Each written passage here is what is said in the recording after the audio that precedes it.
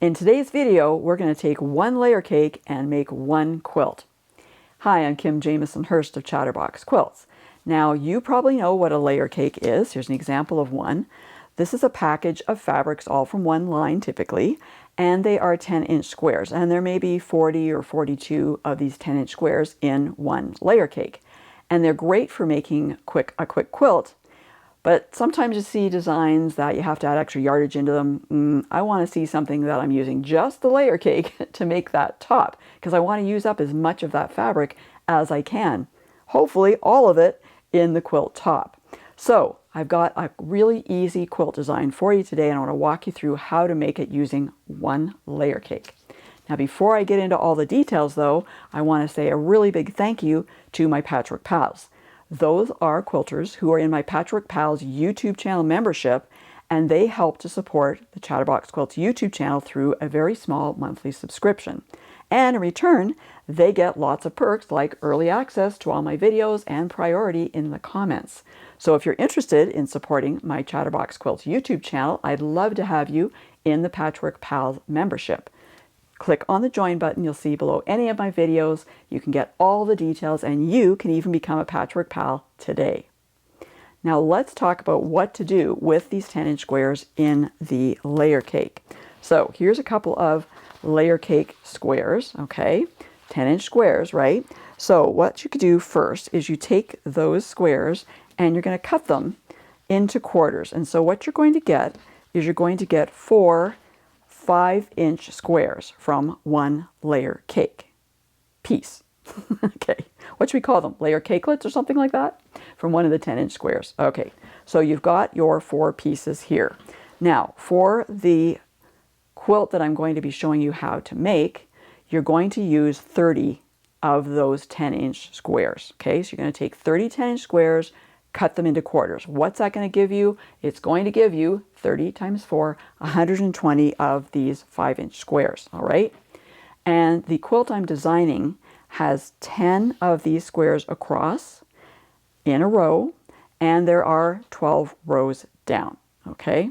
So what you're going to get is a quilt that looks like this when you sew them together. And I'm going to explain how I put these together, but you can see the layout there, and you can see how all the different fabrics work together. I mean, you can put them together any way you want, but I thought that this design was quite effective. So let me explain what I did. All right, so I took 5 different fabrics, okay, 5 different fabrics, and I took 2 of those 5-inch squares from each of them, and this is how I laid them out. Let me put them out for you first, and then I can explain what I did here. They're very simple, and as I say, you can put them out, lay them out any way you want. I just thought that this worked out quite well. Let me overlap them slightly here so we can get them all in for you to see, because they do take up quite a bit of room, right? It's sort of a mirror image that I did here, okay? So I actually, when I was trying to put these together or deciding on what to do with them, I actually started in the center. So I kind of put in the center the block, or the fabric I should say, that I think is kind of, you know, stands out the most, if you will. Focal fabric, if you will, if you've got that. Okay, so I put 2 of those in the center, that kind of focal fabric, 2 5-inch squares, and then I just work my way out. Okay, so it's like a mirror image of that particular, the fabrics on the one side, mirror image on the other side. And for each of those 10-inch squares, remember you had 4 pieces from each one, right? So I've used 2 in this one row. Guess what I'm going to do? I'm going to take the rest of the fabrics, then I'll have used all 4 from each of those 10-inch squares. I'm going to create a second row exactly the same. And again, if you take a look at this picture, you can see that I have got a double row in the center. I actually started creating the quilt top from the center. I put 2 rows exactly the same in the center, and then I started building out from each side, sort of similar to how I did the rows. They're like a mirror image. So let's say these are rows 1 and 2. Rows 3 and 4 are exactly the same. Not the same as 1 and 2. 3 and 4 are exactly the same, but 3 and 4 go on either side, okay? So you can again see that in that photo to get the overall effect. Now, let me pull out the quilt top. And by the way, stay with me because I've got some information on what to do with the rest of those I keep calling them charm squares, layer cake squares. to use them up, right? Because we want to use up as much as we can. So let me just pull up this quilt top to show you here. It's a little big. I know you're not going to see the whole thing here, but you're going to see these rows and have an idea what I was just talking about with the mirror image here. So you can see that these two rows in the center are exactly the same. Rows 1 and 2. Then rows 3 and 4 are here. Rows 3 and 4 are exactly the same. And I continued out. Rows 5, and you can see part of 6 here. Okay, these are exactly the same. So it builds from the center out to the top and bottom of the quilt.